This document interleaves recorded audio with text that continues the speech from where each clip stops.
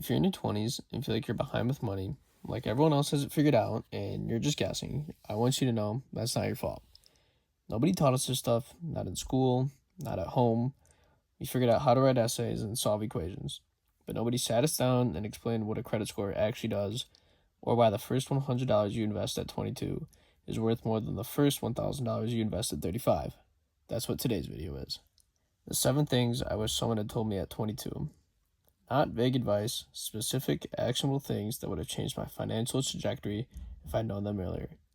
Let's get right into the video. Number 1, compound interest. Compound interest is the most powerful force in your financial life, and your 20s are the only time it works fully in your favor. Here's what I mean by that.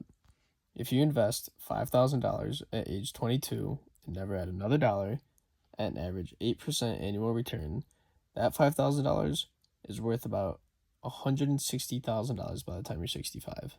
You put in $5,000, you got back $160,000. That's not any math magic, that's just time doing the work for you. Now wait until you're 35 to invest that same $5,000, same 8% return. By the time you're 65, it's only worth about $50,000. Not saying that $50,000 isn't a lot, but you waited 13 years and it cost you $110,000. This is why your 20s are irreplaceable from a financial standpoint. Every dollar you invest is worth roughly 3 times what the same dollar invested in your mid-30s will be worth. The clock is running. You don't need a lot of money to start. A platform like Robinhood will let you open an account for free, build a diversified portfolio automatically, and add to it whenever you can. The link is in the description. The important thing isn't how much, it's starting today, while time is still working for you. Number 2, credit score. Your credit score is like a financial passport, and building it wrong costs you tens of thousands of dollars. Most people don't think about credit until they need it. Like a car loan, an apartment, a mortgage. By then, if you haven't built it, you're either denied or you're paying penalty interest rates for years. Here's how to build it correctly from zero. Step 1, get a credit card. Research what credit card is best for you and apply for it. Use it for 1 or 2 predictable expenses each month. Groceries, streaming, gas, whatever works. Pay it off in full every single month. Never carry a balance. And if you do that for 12 months, and your credit score will be rock solid. The 2 things that matter most are payment history. Never miss a payment. Seriously, I know from experience that will screw you over. And then the second thing is utilization. Keep that balance under 30% of your limit, and that's it. The credit score system looks complex, but it's basically asking 2 questions. Do you pay on time, and do you use less than you have? Number 3, the 401k match. The employer 401k match is the closest thing to free money that exists. If your employer matches your 401k contributions up to 3% or 5% of your salary, and you're not contributing at least that 3%, you are actually leaving free money on the table. Not metaphorically, literally declining free compensation. Here's what that means. Say you put in $150 a month. Your employer also puts in $150 a month. That's $300 a month invested, and you only paid for $150 of it.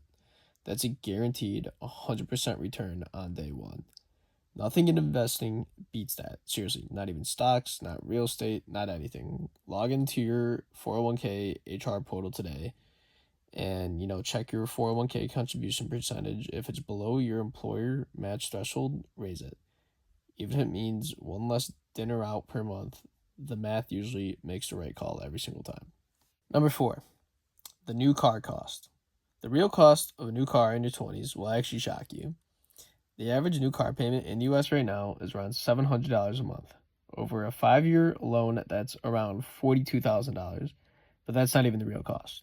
The real cost is, instead of having a $700 car payment, you bought a used car for around $200 a month and invested the $500 difference every month from age 22 to 65 at 8% average returns. You have over $2 million. That's not an exaggeration. That's the opportunity cost of the car payment. The new car smell is literally a multi-million-dollar decision that most people make in their early 20s without understanding what they're giving up. I'm not saying never buy a brand new car. I'm just saying the car you drive in your 20s has an outsized impact on your financial future compared to any other purchase you'll make. A reliable used car and an investment account will outperform a new car every time. Number 5, Roth IRA. there's two different types of IRAs. You have the Roth IRA versus the traditional IRA. And why your 20s are the only time the answer is completely obvious. Both are retirement accounts, both give you tax advantages. The difference is when you get the tax break. In a traditional IRA, you contribute pre-tax money. It grows, you pay taxes when you withdraw in retirement. In a Roth IRA, you contribute money you've already paid taxes on. It grows tax-free. You pay zero taxes when you withdraw. In your 20s, your income is almost certainly lower than it will be later in your career. That means your tax rate now is likely the lowest it will ever be. So a Roth IRA locks in that tax-free growth at your current rate. And in your 20s, open a Roth IRA. Contribute whatever you can. The 2026 annual limit is $7,500. You don't have to hit it, but get started. Number 6, salary negotiation. Most people in their 20s leave $5,000 to $15,000 on the table when they accept their first job offer. Salary negotiation is one of the most high leverage skills you'll ever develop, and almost nobody uses it at the start of their career.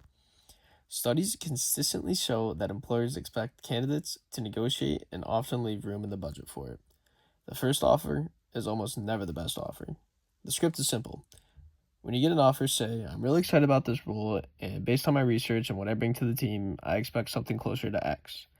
Is there any flexibility there? That's all you have to say. Worst case scenario, they say no and you still have the job. Best case, which happens more often than you think, they come up with a better number.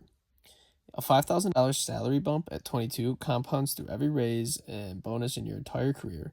Negotiating once can be worth 6 figures over a lifetime. Number 7, income skill.